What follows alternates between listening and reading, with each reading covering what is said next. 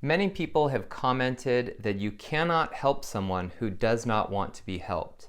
And if I believed that, then I wouldn't have tried to help my mom, who clearly did not want help, and I believe my mom would have passed away many years ago. So this video today is devoted to why I think it's important to try to help someone who may be resisting help or claiming they don't want help, and strategies on how to help someone who does not want to be helped.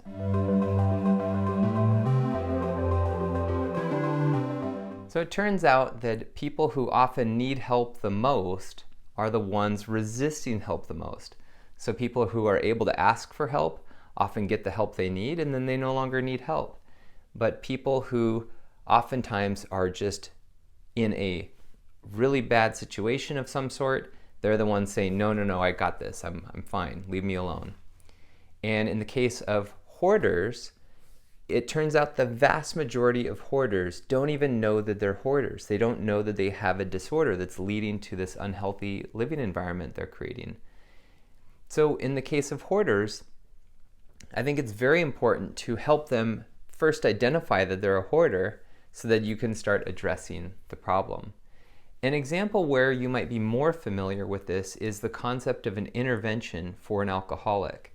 If you're not familiar, an intervention is a common tactic for friends and family members to get together and at the same time hold a meeting, and they try to tell this alcoholic things like, we love you, we care about you, we want to support you, we think you have a bad relationship to alcohol, we think if you create a healthier relationship with alcohol in your life that it might lead to a healthier life for you.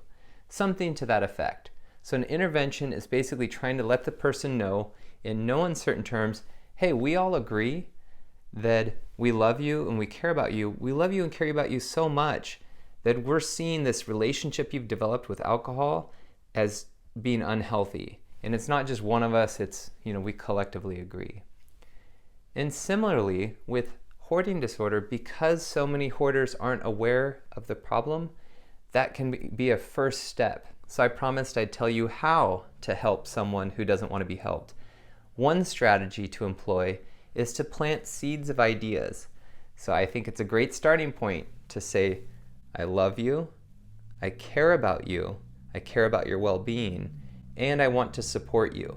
So these ideas are pretty much universal. Whatever you're trying to help someone with, you can always start with those ideas. Make sure someone knows, I love you and I care about you, and I want to support you. And then identifying what you think the problem is. So in my mom's case, I let her know I loved her, cared about her, and wanted to support her. And then I basically told her, hey, this hoarding disorder you have has led to a very toxic environment for you to live in. And I mean literally toxic, not figuratively. So among other things, her environment was so cluttered and had animal feces and animal urine. Her 2 dogs peed and pooped exclusively inside the home on the carpet. If you took them for a walk, they would hold their urine and their poop, and then when they got back into the home, they would relieve themselves. My mom didn't even clean up the urine out of the carpet, so that just sat there. And then the feces she would let sit for many days because she wanted to pick it up with a napkin when it was dried, and she thought this was perfectly fine.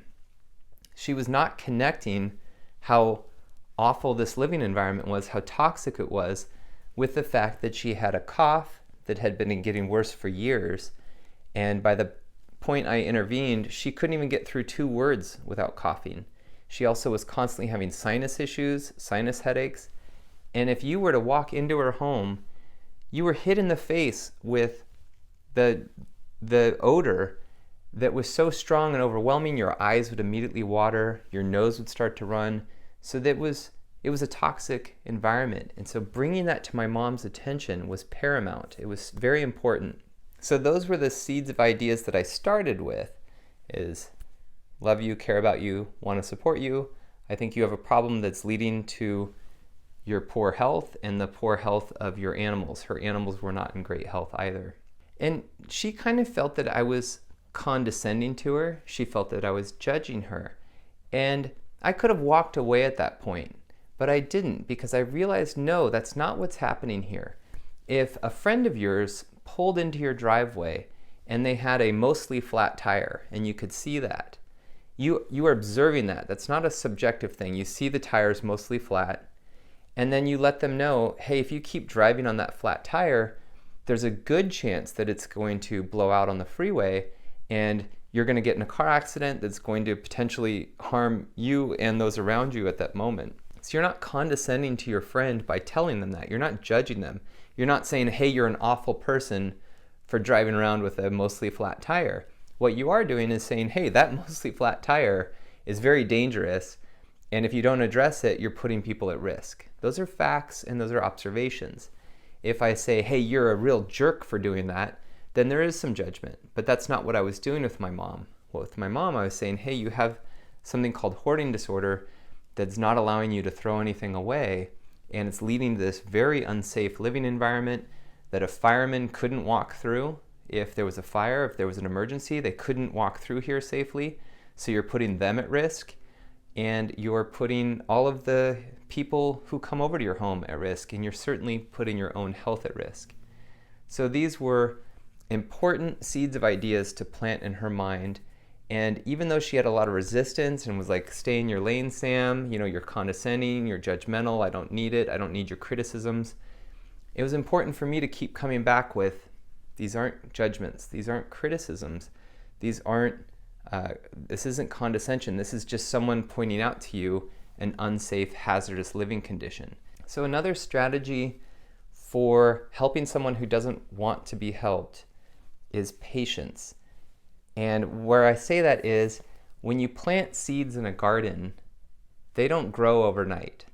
And not every seed sprouts. So when you're planting seeds of ideas in someone's mind, they might reject some ideas. They might initially reject it, but later on adopt it. And it might take some time. So one thing I noticed is, as I planted these seeds, even the I love you seed took years for her to accept. She really didn't believe that I loved her. And that's going on with her. That's her just not believing something. But after a couple of years, I think she really did decide, okay, my son does love me.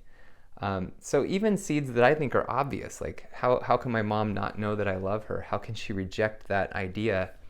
But it was patience and continuing to say things like, hey, if we get nothing else from this visit, please understand that I love you and I care about you and I want to support you. Those are the fundamental ideas I want you to get out of this visit. And it took a lot of patience and a lot of repetition in order for her to adopt those ideas.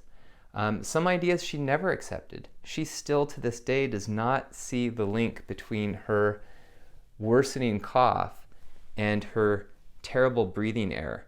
And then when we dealt with that breathing error, her cough immediately went away. She'd had it for years and it immediately went away. All her sinus issues cleared up, and she still didn't connect that with her cleaner air. So those were some of the ideas she didn't accept. But many ideas she did accept. With my mom, the final seed that I want to tell you that would help with a hoarder is, my mom, and many hoarders do this, she connected some of the items in her home with people she has lost over the years. And she didn't want to throw away these items because it would be like throwing away some connection to these people she loved. And the seed that I planted in her mind was, Mom, I don't want you to throw these things away either. You care about these items, but you're not caring for these items. For example, we went out to her detached garage and the rainwater had penetrated, so all these items that were in the garage that she cared about were in various states of dilapidation and ruin. And mice had infiltrated and broken into everything, and there was mouse poop and they'd chewed through things. So all these items she cared about, she wasn't caring for. So they were basically turned into trash. And so her inability to deal with them led them to being destroyed. And I was trying to shift that and say, if your connection to some of your loved ones is through these items, let's take care of some of these items. Let's get them out of this garage and into a place where you can see them in an estate that they're cared for, rather than just buried somewhere in a living room. Let's get them out and displayed. And that was an idea that we were able to make a lot of progress with, because she started seeing that I understood she had a connection to these people she's lost. And if anything, if there was a way for us to strengthen that connection, that was something she really wanted in her life. So she wanted, instead of just burying all these items that reminded her of her loved ones, is start to bring those back out and display them prominently. In review, the biggest takeaways from this video is I absolutely think you can help people who are resisting help, and that maybe some of the people who are resisting help the most are the ones who also need help the most. And the other pieces I would love for you to get from this video is that planting seeds of ideas in people's minds and doing it with patience and understanding that they might not accept all the seeds of ideas, and that they might eventually accept some seeds of ideas, but it might take them time, just like seeds take time to germinate into plants. And even those plants take more time to grow. So when you plant a seed in someone's mind, don't worry about pushing it and forcing them to accept it. Just plant the seed and you can walk away, and then you can revisit them and ask them about it, and you can plant the seed again.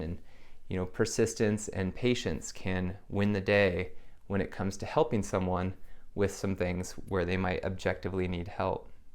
If you have any strategies on how you've helped someone who resisted help or didn't want help, please post it in the comments. We'd love to hear from you. If you like this video, please hit the like button. And if you're interested in more of my content, please hit the subscribe button. Thank you very much.